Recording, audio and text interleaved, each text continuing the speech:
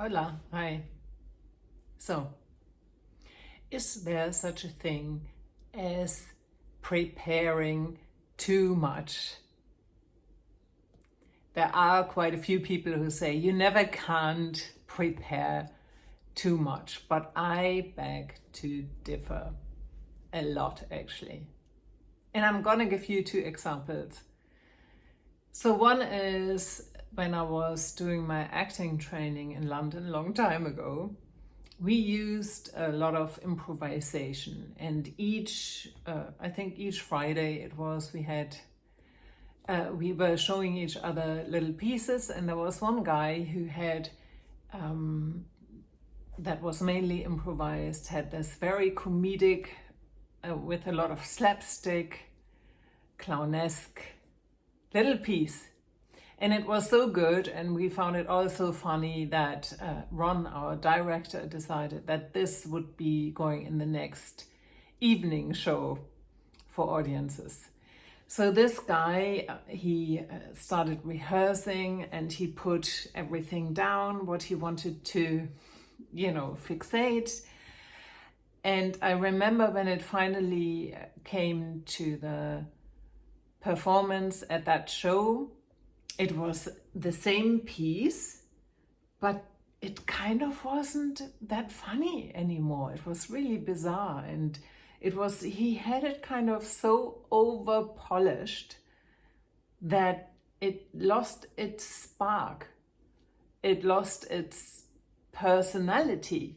Anyone could have done this piece. That it was just a perfect piece that lost its spark.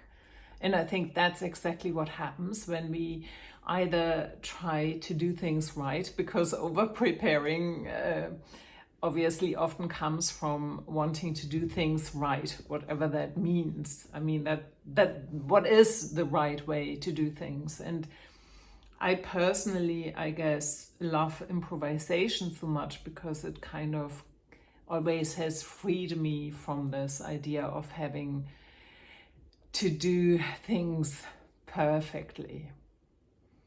And because you can't mess it up. For example, if you go on stage with nothing, you can't mess it up because there's nothing to mess up.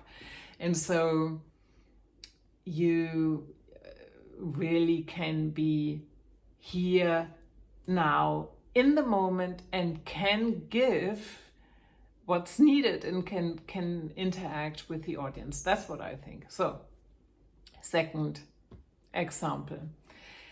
That was when I was living in Hamburg. I was doing in-person coaching, and there was this guy coming to me who was quite desperate.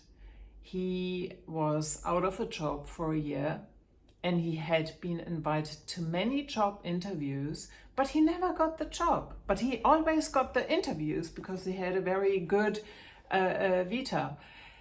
So he told me how many experts he had already seen before he came to me, but nothing helped.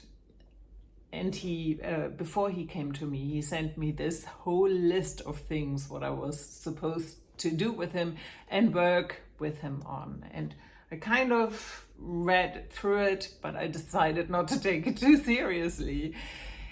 And when he came, it became very quickly apparent to me that he kind of had over prepared, and so the vita, he became himself like an edited vita in a way. And so I suggested we improvise the interview, and so we did. And I have to give him that, he was very open, and he kind of really believed that I was knowing what I was doing. And there was his dream job just coming up, and he got it because we did that session before.